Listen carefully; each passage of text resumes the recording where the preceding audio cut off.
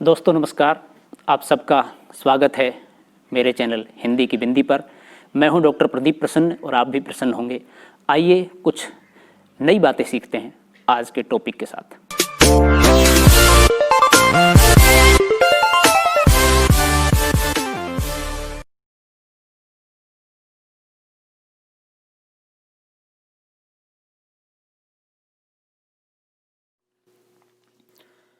विद्यार्थियों, आज की वीडियो हम बना रहे हैं हिंदी नाटक पार्ट 3, द्विवेदी युगीन नाटक।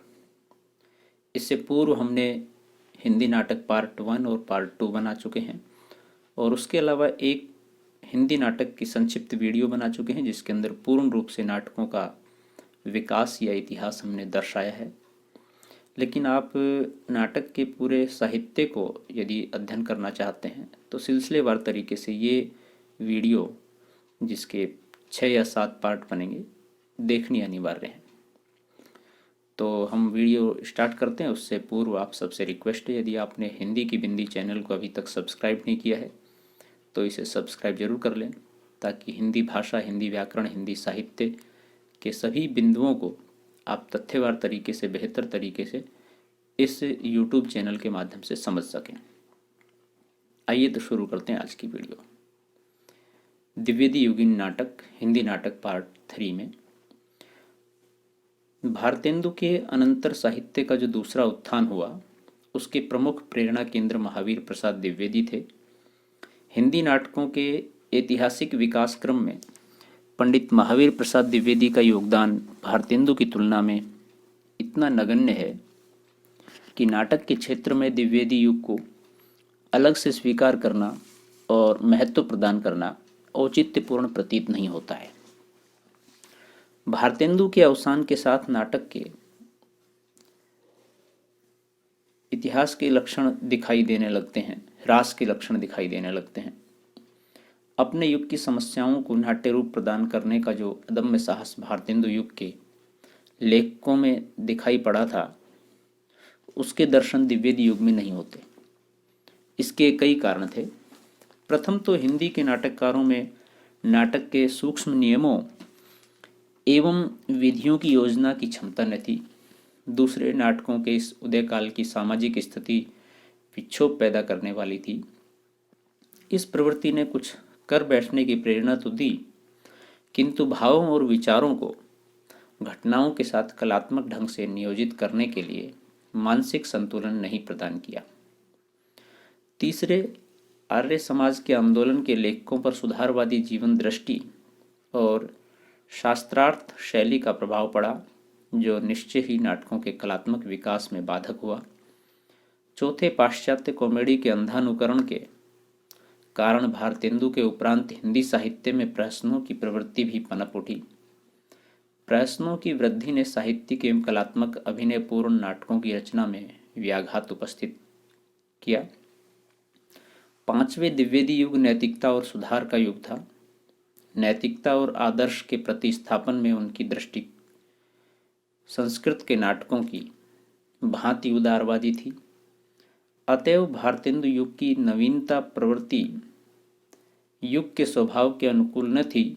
अतः कठोर नीतिवादी अथवा आदर्शात्मक बुद्धिवाद के फलस्वरूप द्विवेदी युग भारतेंदु युग की परंपरा को अग्रसर नहीं कर सका।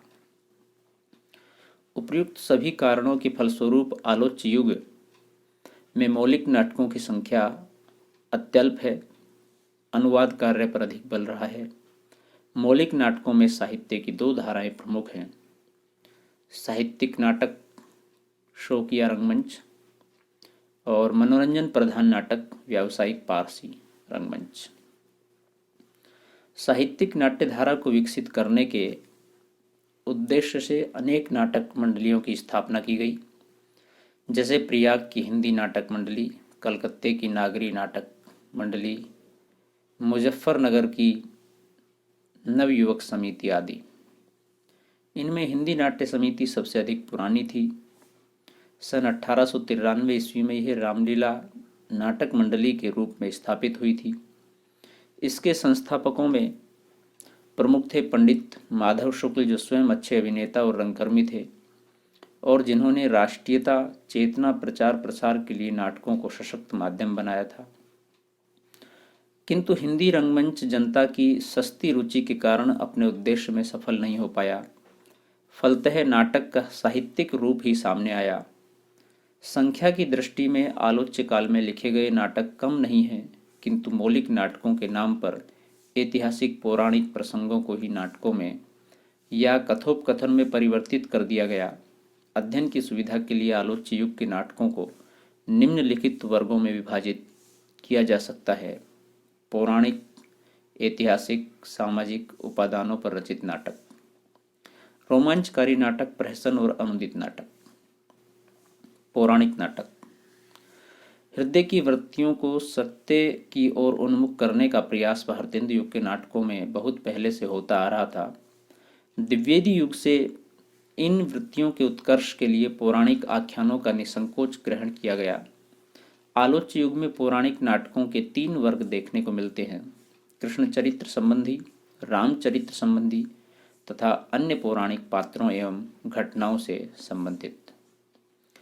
कृष्ण चरित्र संबंधी नाटकों में राधाचरण गोस्वामी कृत श्रीदामा 1904, ब्रजनंदन सहाय कृत उद्धव 1909, नारायण मिश्र कृत कंसवध 1910, शिवनंदन सहाय कृत सुदामा 1907 और बनवारी लाल कृत कृष्ण तथा कंसवध 1910 को विशेष ख्याति प्राप्त हुई। रामचरित्र संबंधी नाटकों में राम नारायण मिश्र कृत जनक बड़ा 1906, गिरधर लाल कृत रामवन यात्रा 1910 और गंगा प्रसाद कृत रामाभिषेक 1910, नारायण सहाय कृत रामलीला 1911 और राम गुलाम लाल कृत धनुष यज्ञ लीला 1912 उल्लेखनीय हैं।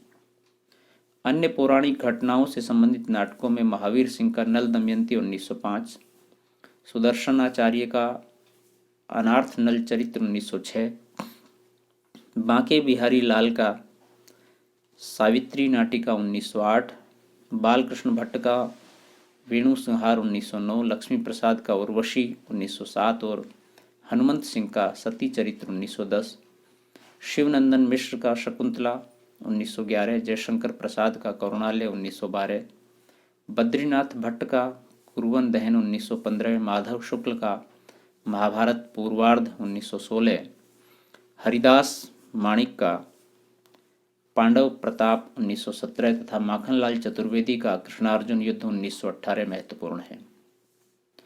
इन नाटकों का विषय पौराणिक होते हुए भी पारसी रंगमंच के अनुरूप मनोरंजन करने के लिए हास परिहास, शौखी और छेड़छाड़ के वातावरण का ही आधार ग्रहण किया गया है। ऐतिहासिक नाटक पौराणिक नाटकों के साथ ही इस काल में कुछ ऐतिहासिक नाटक भी लिखे गए, जिनमें गंगा प्रसाद गुप्त का वीर जयमाल 1903, शालिग्राम कृत पुरु विक्रम 1905, वृंदावन लाल वर्मा का सेनापति ऊदल 1909, कृष्ण प्रकाश सिंह कृत पन्ना 1915, बद्रीनाथ भट्ट कृत चंद्रगुप्त 1915, हरिदास माणिक कृत संयोगिता हरण 1915, जयशंकर प्रसाद का राजश्री 1915 और परमेश्वर दास जैन का वीर चोड़ावत सरदार 1918 महत्वपूर्ण है। इन नाटकों में प्रसाद के राजश्री नाटक को छोड़कर किसी भी नाटक में इतिहास तत्व की रक्षा नहीं हो सकी। सामाजिक राजनीतिक समस्या परक नाटक द्विवेदी युग में भारतेंदु युग की सामाजिक राजनीतिक और समस्या परक नाटकों की प्रवृत्ति का अनुसरण भी होता रहा है। इस धारा के नाटकों में प्रताप नारायण मिश्र कृत भारत दुर्दशा 1903, भगवती प्रसाद कृत वृद्ध विवाह 1905, जीवनानंद शर्मा कृत भारत विजय 1906, रुद्रदत्त शर्मा कृत कंठी जनेऊ का विवाह 1906, कृष्णानंद जोशी कृत उन्नति कहाँ से होगी 1915, मिश्र बंधुओं का नेत्रोन्मी लानश 1915 आदि कई नाटक गिनाए जा सकते हैं। नाट्य कला की दृष्टि से विशेष महत्व न रखते हुए भी ये नाटक समाज सुधार और नैतिकतावादी जीवन दृष्टि से युक्त हैं। व्यावसायिक दृष्टि से लिखे नाटक इस युग में पारसी रंगमंच सक्रिय रहा, जिसके लिए निरंतर रोमांचकारी, रोमानी और धार्मिक नाटक लिखे जाते रहे। पारसी नाटक कंपनियों के रूप में व्यवसायी रंगमंच का प्रसार भारतेंदु युग में ही हो चुका था। इस काल में original theatrical company Victoria theatrical company, Alfred theatrical company, Shakespeare theatrical company, jubilee company आदि कई कंपनियां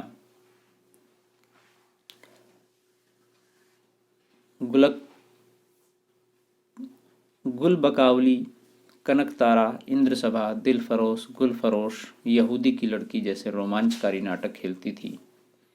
रोमांचकारी रंगमंची नाटककारों में मोहम्मद मियाँ रादक, हुसैन मियाँ जर्राफ, मुंशी विनायक प्रसाद तालिब, सैयद मेहंदी हसन एहसान, नारायण प्रताप प्रसाद बेताब, आगा मोहम्मद हश्र और राधेश्याम कथावाचक उल्लेखनीय हैं। इनमें राधेश्याम कथावाचक और बेताब ने सुरुचिपूर्ण धार्मिक सामाजिक नाटक भी लिखे, किंतु पारसी रंगमंच का सारा वातावरण दूषित ही रहा, जिसने द्विवेदी युग में नाट्य लेखन की धारा को कुंठित कर दिया। प्रहसन।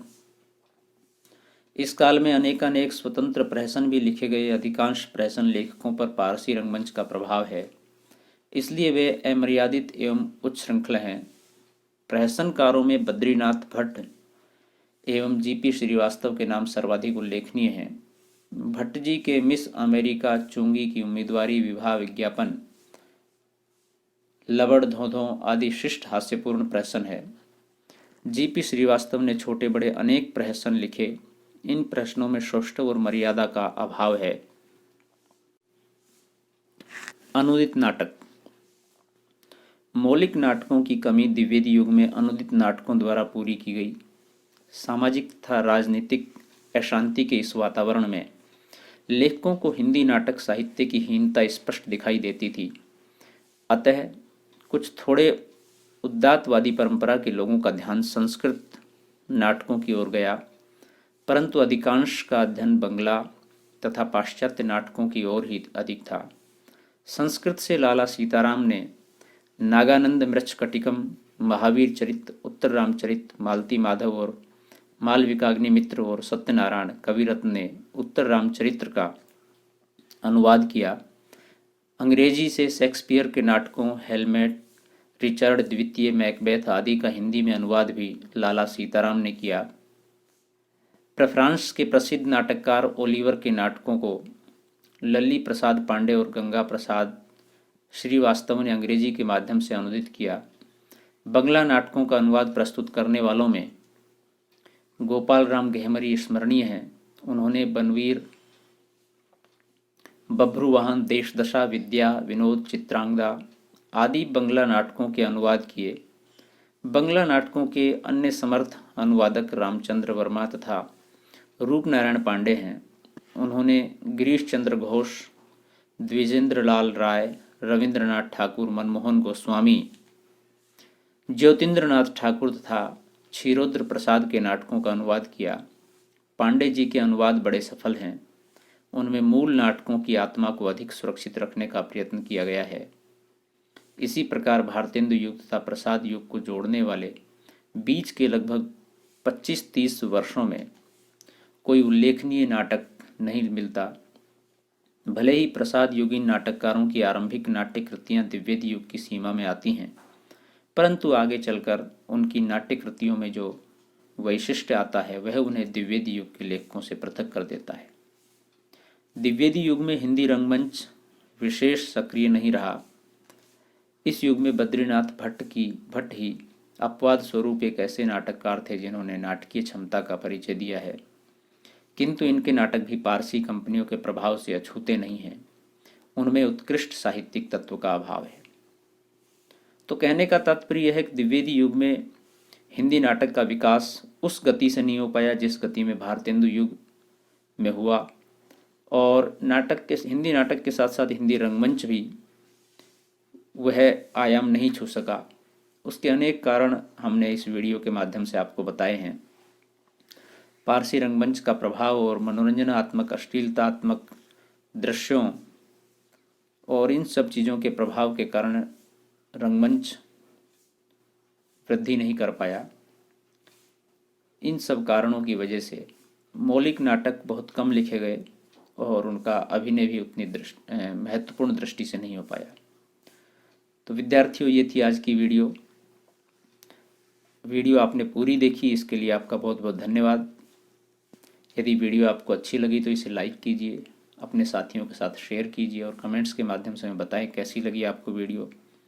यदि आपके मन में कोई सवाल हो इस वीडियो को लेकर के या हिंदी भाषा, हिंदी साहित्य के अन्य टॉपिक से संबंधित, तो हमें ज़रूर बताएं, हम उसका समाधान करने की कोशिश करेंगे। और हिंदी की बिंदी चैनल को आप सब्सक्राइब ज़रूर करें ताकि सभी वीडियो आपको समय पर मिल सकें, और बेल आइकॉन को जरूर दबाएं ताकि वीडियो की नोटिफिकेशन आपको तुरंत मिल जाए। तो विद्यार्थियों, आज के लिए इतना ही। नेक्स्ट वीडियो में फिर मिलते हैं, तब तक के लिए शुक्रिया, नमस्कार।